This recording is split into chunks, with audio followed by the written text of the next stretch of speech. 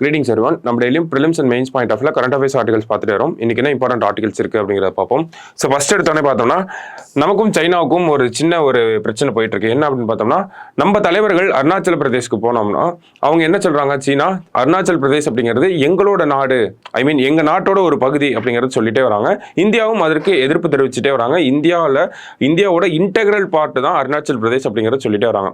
இருந்தாலும் சைனா அப்பப்போ சமீப காலங்களில் என்ன பண்றாங்க அப்படின்னா அருணாச்சல் பிரதேசத்தில் இருக்கக்கூடிய ஊர்களோட பேரை சைனீஸ் மொழியில மாத்துறதும், அங்க இருக்கக்கூடிய மேப்ல அந்த சைனீஸ் மொழியில அப்டேட் பண்ணி விடுறதும், இந்த மாதிரியான காரணங்கள் செயல்களை பண்ணிட்டே இருக்காங்க. அந்த வகையில சமீபத்தில் ஒரு 30 இடங்களுக்கு புதிய பெயர்கள் வச்சிருக்காங்க, சைனீஸ் மொழியில பேர் வச்சிருக்காங்க. ஸோ அந்த முக்கியமான இடங்களா இருக்கு. அந்த இடத்துல பார்த்தோம்னா ஒரு 11 குடியிருப்பு பகுதிகள் இருக்கு, 12 மலைகள் மவுண்டைன்ஸ் இருக்கு, 4 ஆறுகள் அவங்க அந்த பேர் மாத்தின அந்த ஒரு ஏரியால போய்கிட்டு இருக்கு. அதே மாதிரி ஏரி, மலைப்பாதை, அந்த மாதிரி நிறைய இம்பார்ட்டன்டான இடங்களா இருக்கு. அந்த இடங்களுக்கு பேர் மாற்றம் அப்படிங்கறத சமீபத்தில் பண்ணிருக்காங்க. ஸோ இந்த ஒரு செய்தியை ஹாங்காங் நாளிதழில் வெளியிட்டிருப்பாங்க. ஓகேவா? ஸோ அந்த ஒரு அடிப்படையில் தான் நம்ம இதை எடுத்து பார்க்குறோம். ஸோ சைனீஸ் மொழியில அந்த பேரை வச்சிருக்காங்க அப்படிங்கிறத கொடுத்துருக்காங்க. ஓகேவா? ஸோ சமீபத்தில் நிறைய நேம்ஸ் சேஞ்ச் பண்ணிட்டே இருக்காங்கன்னு சொல்லியிருந்தோம். எப்போலேருந்து ஆரம்பிச்சாங்க அப்படின்னு பார்த்தோம்னா 2017 ஒரு 6 பிளேஸ்க்கு மாற்றிருப்பாங்க, 2021 ஒரு 15 பிளேஸ்க்கு மாற்றிருப்பாங்க, போன வருஷம் கூட ஒரு 11 இடங்களுக்கு பேரை மாற்றிருப்பாங்க, இப்போ 30 இடங்களுக்கு அவங்க பேரை மாற்றிருக்காங்க. ஸோ இதன் மூலயமா என்ன தெரியுதுன்னா சைனீஸ் இன்ஃப்ளூயன்ஸ் அப்படிங்கிறத இன்க்ரீஸ் பண்ணிட்டே வராங்க. அருணாச்சல் பிரதேச எப்படியாவது அவங்க ஆக்கிரமிப்பு பண்ணணும் அப்படிங்கிறத ஒரு எண்ணத்தோட இருக்காங்க அப்படிங்கிறத நம்ம புரிஞ்சுக்கலாம். ஓகேவா? ஸோ சைனீஸ் இன்ஃப்ளூயன்ஸ் அப்படிங்கிறது அதிகமாயிட்டே இருக்கு. சைனாவுக்கு அருணாச்சல் பிரதேஷ் தேவை அப்படிங்கிறது எதுக்காக அவங்க இப்படி ஒரு நடவடிக்கை எடுக்கிறாங்க அப்படிங்கிறது தெரியல. ஏன்னா உலக அளவிலும் சரி நமக்கு அந்த அருணாச்சல் பிரதேஷ் அப்படிங்கிறது இந்தியாவோட ஒரு பகுதி அப்படிங்கிறது ரொம்ப எஸ்டாப்ளிஷ் ஆயிருச்சு. இருந்தாலும் சைனாவோட இந்த செயல் அப்படிங்கிறது இருநாட்டு உறவுகளில் ஒரு பெரிய பாதிப்பை ஏற்படுத்தும் அப்படிங்கிறத நம்ம புரிஞ்சுக்கிறோம். சரிங்களா? ஸோ ஃபாரின் ரிலேஷன்ஸ் அடிப்படையில் இந்த ஒரு ஆர்டிகளை நம்ம பார்க்குறோம். ஓகேவா? அடுத்தது பார்த்தோம் அப்படின்னா வேலை வாய்ப்பின்மை பிரச்சனை அப்படிங்கிறது சொல்றாங்க. சமீபத்தில் இன்டர்நேஷனல் லேபர் ஆர்கனைசேஷன், சர்வதேச தொழிலாளர் அமைப்பும், இன்ஸ்டிடியூட் ஆஃப் ஹியூமன் டெவலப்மெண்ட் அப்படிங்கிற இவங்க 2 பேரும் சேர்ந்து இந்தியாவோட அந்த தொழிலாளர் இந்த அன்எம்ப்ளாய்மெண்ட் அப்படிங்கிற விஷயத்தை பத்தி ஸ்டடி பண்ணியிருந்தாங்க. அந்த வகையில் என்ன சொல்றாங்க அப்படின்னு பார்த்தோம்னா இந்தியாவில் வேலை வாய்ப்பின்மை அப்படிங்கிறது அதிகமாக இருக்கு அப்படிங்கிறது சொல்றாங்க. ஸோ எஜுகேட்டட் இந்தியன்ஸ் மத்தியில் இந்த அன்எம்ப்ளாய்மெண்ட் அப்படிங்கிறது அதிகமாக இருக்கு.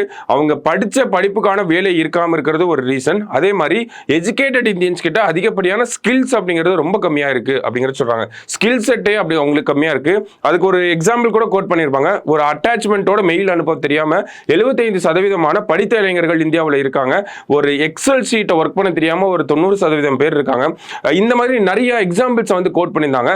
அதே மாதிரி வேற இந்த வேலை வாய்ப்பின்மைக்கு வேறொரு காரணம் என்ன இருக்கு அப்படின்னு சொன்னாங்கன்னா நமக்கு இந்த படித்த இளைஞர்கள் ஹைலி எஜுகேட்டட் இந்தியன்ஸ் அவங்க எதிர்பார்க்குற மாதிரியான பெட்டர் ஜாப்ஸ் அப்படிங்கிறது இல்லை. எல்லா ஜாப்ஸ் நிறைய இருந்தாலுமே அந்த இடத்துல அது லோ பேயிங் ஜாப்ஸாக இருக்கனால அவங்க அந்த மாதிரியான வேலைகளுக்கு போகாமல் பெட்டர் ஜாப் நோக்கி வெயிட் பண்ணுறாங்க அப்படிங்கிறதெல்லாம் சொல்லிட்டாங்க. ஸோ வேலை வாய்ப்பின்மை அப்படிங்கிறது இந்தியாவில் அதிகரிச்சுட்டே வர்றதுக்கு பல காரணங்களில் இதுவும் ஒரு காரணமாக இருக்குது அப்படிங்கிறத சொல்லியிருந்தாங்க. அதே மாதிரி இந்த லேபர் ஃபோர்ஸில் ஓகேங்களா, தொழிலாளர் சந்தையில் லேபர் மார்க்கெட்டில் ஜெண்டர் இன்இக்வாலிட்டி அப்படிங்கிறது இருக்குது. அந்த விமனோட பார்ட்டிசிபேஷன் அப்படிங்கிறது அதிகப்படுத்தணும் அப்படிங்கிறதையும் சொல்லியிருப்பாங்க. ஸோ அதெல்லாம் தான் இந்த இடத்துல நம்ம கொடுத்துருப்போம். இந்த ரிப்போர்ட்டை ஆல்ரெடி நம்ம டிஎன்ஏலே பார்த்துருப்போம். சரிங்களா? அடுத்தது பார்த்தோம்னா கந்திலி அருகே விஜயநகர மன்னர்கள் கால நடுகள் கண்டெடுப்பு அப்படிங்கிறது சொல்லியிருக்காங்க. நம்ம நடுகற்கள் அப்படிங்கிறதா தெரியும், ஹீரோ ஸ்டோன்ஸ் அப்படிங்கிறது சொல்லுவோம் நம்ம இங்கிலீஷ்ல.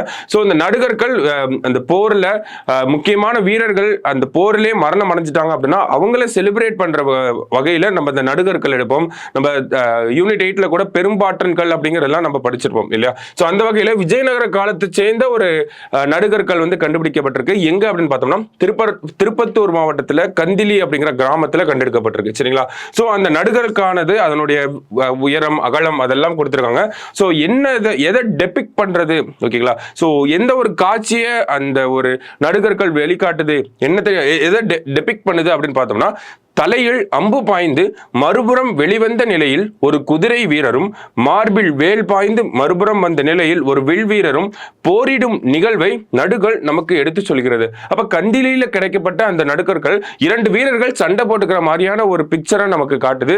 ஒருத்தர் தலையில அம்பு போயிருந்தாலும் சண்டையில இருக்காரு, ஒருத்தரோட நெஞ்சில கத்தி போயிருந்தாலும் அவரும் சண்டையில சண்டை போட்டுட்டு தான் இருக்காங்க அப்படிங்கிற ஒரு விஷயத்தை தான் நமக்கு காட்டுது அப்படின்னு சொல்றாங்க.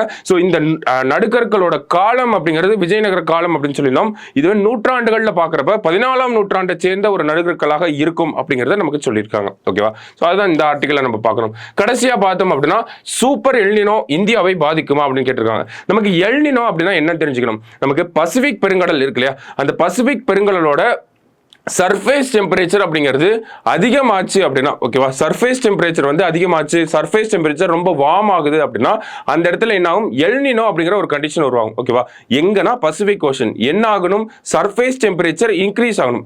அதே சர்ஃபேஸ் டெம்பரேச்சர் இன்க்ரீஸ் ஆகணும் அப்படின்னு சொல்றோம்னா அதை பத்தி நம்ம பின்னாடி பார்ப்போம். சர்ஃபேஸ் டெம்பரேச்சர் இன்க்ரீஸ் ஆச்சு அப்படின்னா அதை எல்னினோன்னு சொல்றோம்.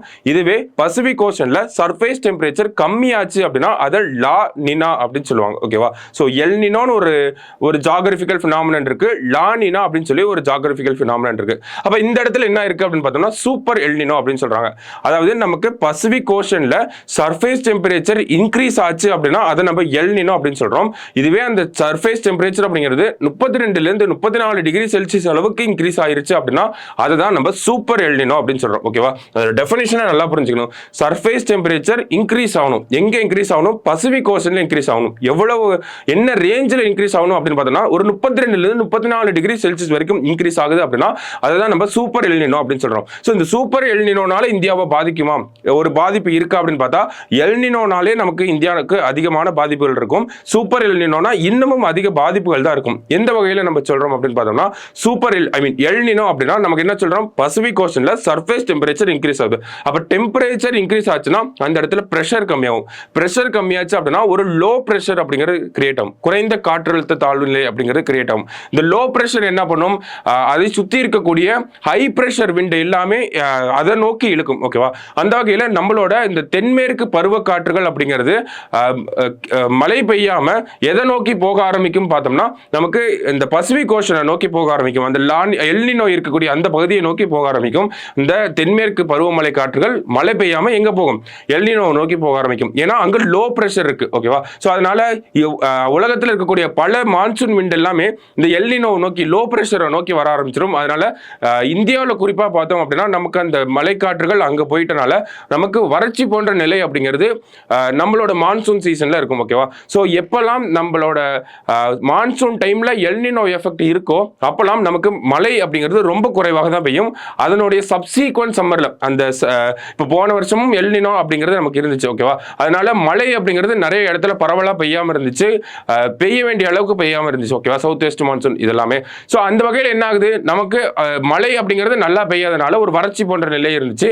அதனுடைய தாக்கத்தை நம்ம இப்ப அனுபவிக்கிறோம். ஓகேவா, பெங்களூரு, கர்நாடகா, மகாராஷ்டிரா போன்ற மாநிலங்கள் எல்லாம் தண்ணீர் பற்றாக்குறை அப்படிங்கிறது அதிகமா இருக்கு. இந்தியாவோட அணைகள்ல நீர் இருப்பு அப்படிங்கிறது இந்தியாவோட 150 முக்கியமான அணைகள்ல நீர் இருப்பு அப்படிங்கிறது 36% தான் இருக்கு அப்படிங்கறத நம்ம 2 நாளைக்கு முன்னாடி நீல பார்த்திருந்தோம். ஓகேவா, 150 இம்பார்ட்டன்டான டேம்ஸ்ல இருக்கக்கூடிய தண்ணீரின் அளவு அப்படின்னு பார்த்தோம்னா 36% தான் இருக்கு அப்படிங்கிறது சொல்லிடலாம். இதுக்கெல்லாம் முக்கிய காரணம் என்னன்னா இந்த லானினா எல்னினா அப்படிங்கிற இந்த எஃபெக்ட் தான். சரிங்களா, சோ இந்த எல்னினானால என்ன ஆகுது, நமக்கு மழை பெய்ய வேண்டிய அந்த மழை காற்றுகள் அப்படிங்கிறது லோ பிரஷரை நோக்கி பசிபிக் ஓஷனை நோக்கி போயிட்டனால நமக்கு மழை பெய்யாம போகுது. இதனால நமக்கு தாக்கம் கண்டிப்பா ஏற்படும். ஓகேவா, சோ இப்போ இந்த காலகட்டத்தில் என்ன ஆகுது அப்படின்னு பார்த்தோம்னா இந்த ஏப்ரல் மே மாசத்துல வந்து சூப்பர் எல்னினோ எஃபெக்ட் வரதுக்கு அதிக வாய்ப்புகள் இருக்கு அப்படின்னு சொல்லி அமெரிக்காவை சேர்ந்த விஞ்ஞானிகள் சொல்லியிருக்காங்க. இந்த சூப்பர் எல்னினோ அப்படிங்கிற ஒன்று வந்துருச்சு அப்படின்னா நமக்கு கோடை காலம் இன்னமும் ஒரு தாக்கத்தை கொடுக்கும். அதே மாதிரி தண்ணீர் பற்றாக்குறை ஏற்படுறதுக்கு வாய்ப்புகள் இருக்கு. அதே மாதிரி மான்சூன் எப்பயுமே இந்தியாவில் சவுத் வெஸ்ட் மான்சூன் அப்படின்னா ஜூன் 1ஆம் தேதி தான் கரெக்டாக வரும். அதுதான் வந்து கரெக்டான டைம் பீரியட். ஓகேவா, ஜூன் முதல் வாரத்தில் கண்டிப்பாக வந்துடும். ஆனால் ஜூன் 1ஆம் தேதி வந்துருச்சு அப்படின்னா அது நார்மல் மான்சூனாக இருக்கும் எப்பயுமே. ஓகேவா, மோரார்லெஸ் அது வந்து ஒரு ப்ராபபிலிட்டியில் நம்ம சொல்றோம் ஜூன் 1ஆம் தேதி மான்சூன் ஆன்செட் ஆகும் அப்படிங்கிறத சொல்லுவாங்க. ஓகேவா, ஸோ அந்த மாதிரியான நிகழ்வுகள் ஜூன் மாசத்துல பெய்ய வேண்டிய மழை ஜூன் ஃபர்ஸ்ட் வீக்ல வரக்கூடிய மான்சூன் அப்படிங்கிறது தள்ளி போறதுக்கு வாய்ப்புகள் இருக்கு. இந்த மாதிரியான தாக்கங்களை இந்தியா எதிர்கொள்றதுக்கு அதிக வாய்ப்புகள் இருக்கு அப்படிங்கிறத நம்ம இந்த ஒரு ஆர்டிகல்ல இருந்து நம்ம புரிஞ்சுக்கிறோம். ஓகேவா, சூப்பர் எல்னினோனா என்ன அப்படிங்கிற டெஃபினிஷன் நல்லா பார்த்து வச்சுக்கோங்க. இந்த பசிபிக் ஓஷன்ல சர்ஃபேஸ் டெம்பரேச்சர் அப்படிங்கிறது 32 இருந்து 34 டிகிரி செல்சியஸ் வரைக்கும் இருக்கும். ஓகேவா, ஸோ இன்னைக்கு ஆர்டிகல் பொறுத்த வரைக்கும் பார்த்தோம்னா 4 இம்பார்ட்டன்ட் ஆர்டிகல்ஸ் பார்த்துருக்கோம். ஸோ நல்லா நோட் பண்ணி வச்சுக்கோங்க. நாளைக்கு டிஎன்ஏ லிமிட் பண்ணலாம். தேங்க்யூ.